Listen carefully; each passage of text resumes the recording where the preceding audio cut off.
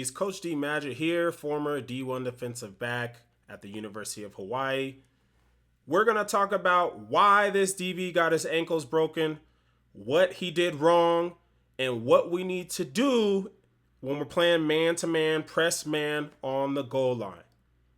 So when you're playing DB, one of the things that a good DB coach is going to say pretty much every single day is he's going to tell you to step replace, work laterally, stay square, don't cross your feet. Think about it. If it's basketball, fellas, and we get a crossover move, if you've ever watched, what's his name? Amon St. Brown workout, he literally was practicing crossing over with a basketball as a warm-up. The ball's in the receiver's left hand, fakes that way, and then he crosses over. If you've ever played basketball, the term of getting crossed is quite literally when you cross your feet. All right. At this point, this guy's ankles are broken. He's going to get laughed at in the gym, laughed out of the gym. Okay. And this all stems from his feet. So we'll talk about the split. Let's just talk about the split. So we have a very tight split. We got to be aware on the goal line. He could just be trying to run away from us this way. That's why he's tightening it down. But if he has an odd stance like this, a lot of times he could be cracking, and then we got to be ready to crack replace if that ball, if they run the ball our way. Now the DB does. So another thing you'll hear us say is patience. The reason why he gets crossed over is because he doesn't have patience. Because watch his first step. Okay, we're outside leverage. He's going to take an outside read step. Okay. This outside read step is so that your first step is a lateral step, and it keeps you square. It should keep you calm, keep you patient. But this is kind of a tip that you will understand if you've ever played DB. If you know he's going to give you some type of move on a release, right? He's going to give you a 1-2 or bow, or he's either going to speed release, meaning he's going to give no moves and he's going to try to outrun you this way, or he's going to give you a 1-2.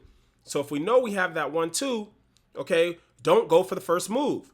Okay, so technically this is the first move. Never go for the first move. Okay, that's why we got our patience step. Patience step, let him take that step. Okay, we want to take a lateral step though, because when we work laterally, we can counter. Counter meaning if we were to go this way, a countering, or if we're mirroring the receiver this way, we match him to our right.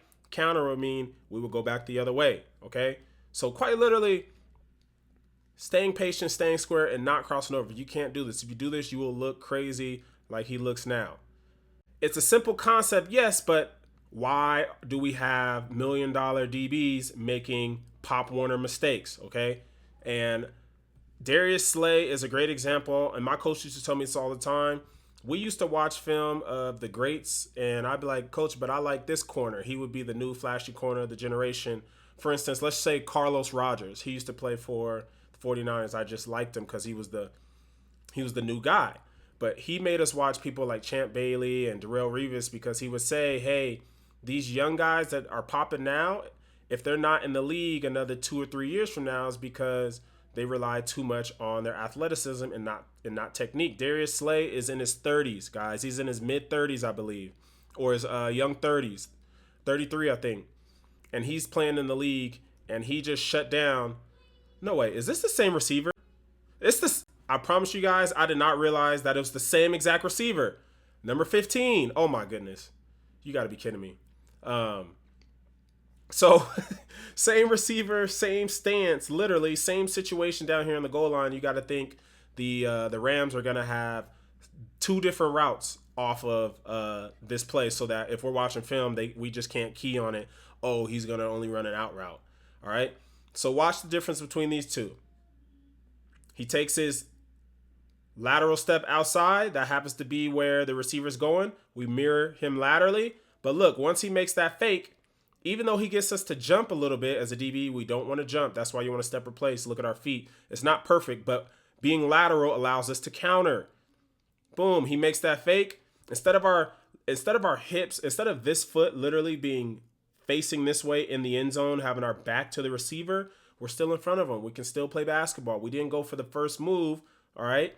We didn't completely sell out on the first part of the crossover. Because we stay lateral, stay square, Boom, same leverage step, except we lateral step. Now we can recover inside, get hands on.